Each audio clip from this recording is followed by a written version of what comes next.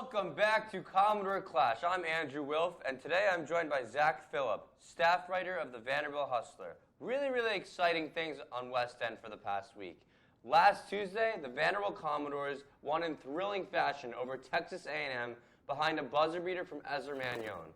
What did you see in that game and in that play in particular? Oh man, the Memorial Magic was back. We got our buzzer beater for the year, a little reminiscent of the Tennessee buzzer beater last year.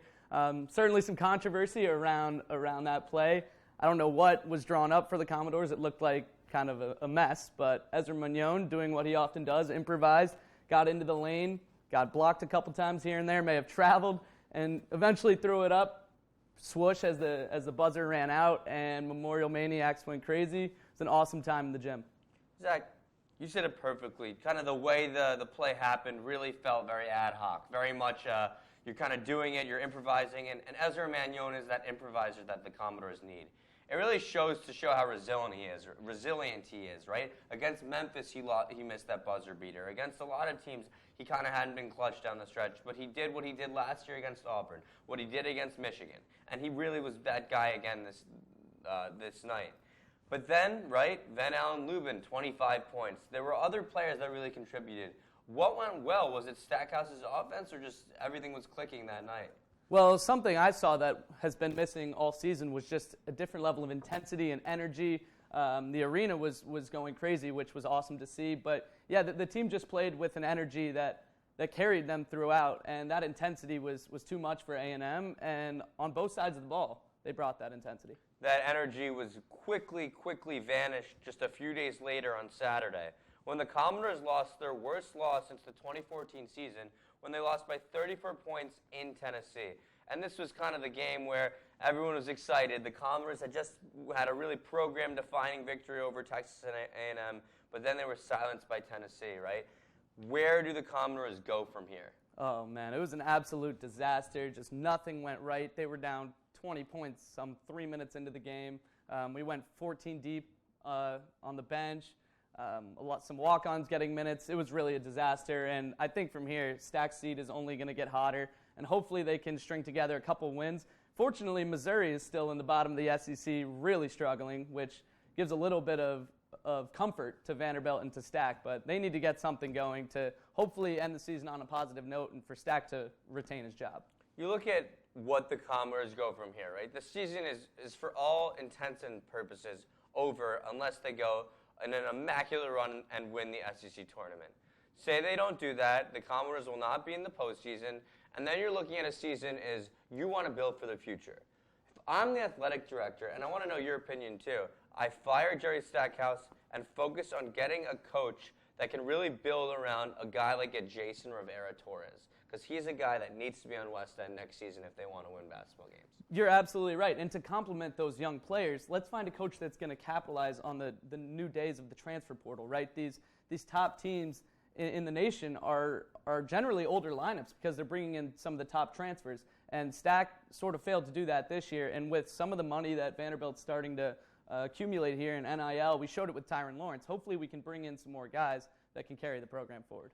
Really upsetting stuff, because last season the Commodores had a season where they didn't make the NCAA tournament, but a lot of people were saying, wow, they so could have. And now it seems like they're a different program than they were last season.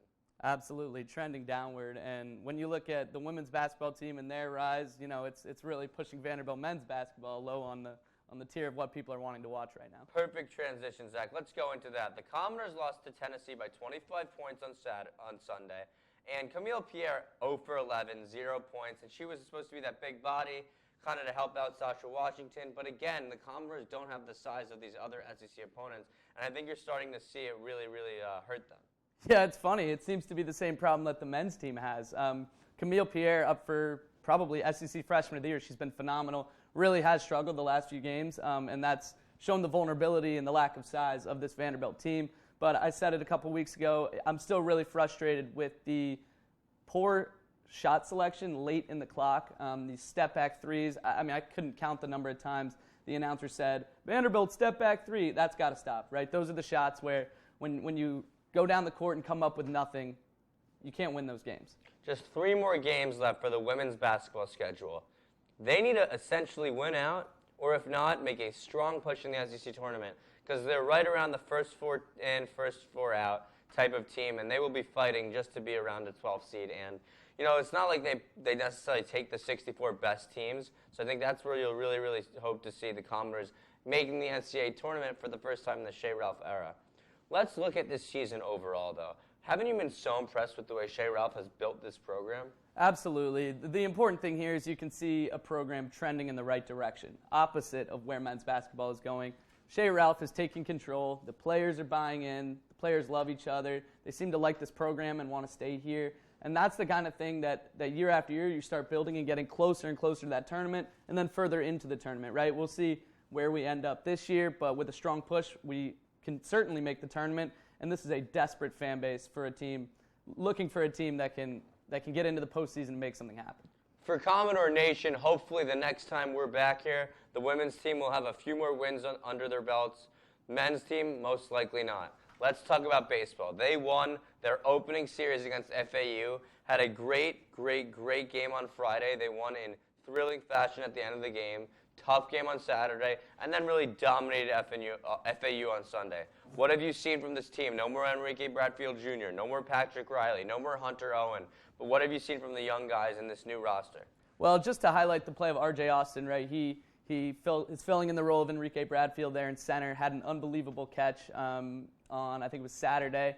But overall, I was a little worried about this team. To win by only one and then lose the second game, it was really a rough start for a Tim Corbin-led team that usually you would expect to get off to a hot start. Fortunately, they did win the series with a massive win on Sunday, 11-1, I think it was. Bats got hot. The pitching was good. So hopefully they can carry the momentum from that Sunday game into, I think it's 7 consecutive home games from here on. It's Dayton, and then Eastern Kentucky, and then 3 games against Gonzaga. Don't be surprised next time we're in the studio, the Commodores are 8-1. Looking at their SEC schedule right around the corner. Baseball is a really, really fun sport to watch if you appreciate the game. And it's really cool to see Commodore Nation and all of Nashville go to these games. You kind of wish you had that type of culture for basketball or football. Yeah, absolutely right. I mean, the stadium was pretty full. I heard the announcer say it when I was watching one of the games on TV. But the Hawk was feeling good, and hopefully Vanderbilt can stay hot and keep that top-ranked program. Let's transition to another spring sport. Men's golf. Gordon Sargent is the anchor of this team. He earned his PGA Tour card. Expect him to go pro after this school year. He's a junior.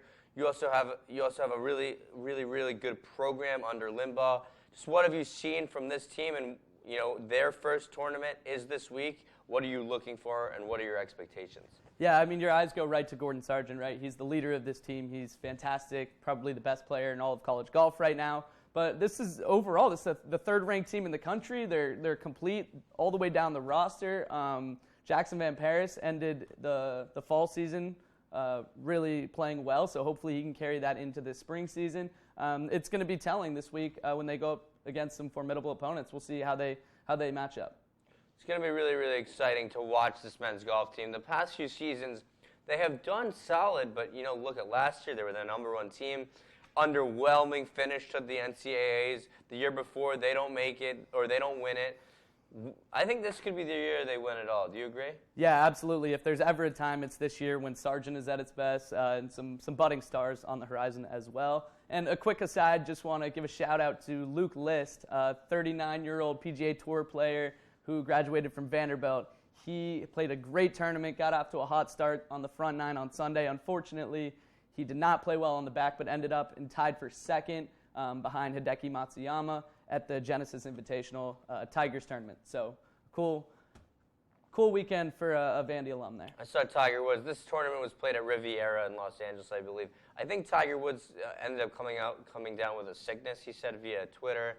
And, it's always sad to see one of the greats not finish and not be at top of the leaderboard, but it's also great to see a Commodore in the top 3. And not surprised here, Luke List is a really solid player. I think this is probably the best golf he's been playing in his entire life. Yeah, he's really starting to emerge right now. Yeah. He's becoming one of the better players on tour, and he might be peaking in his career. Anything else? That's all I got. Until next time, thank you so much.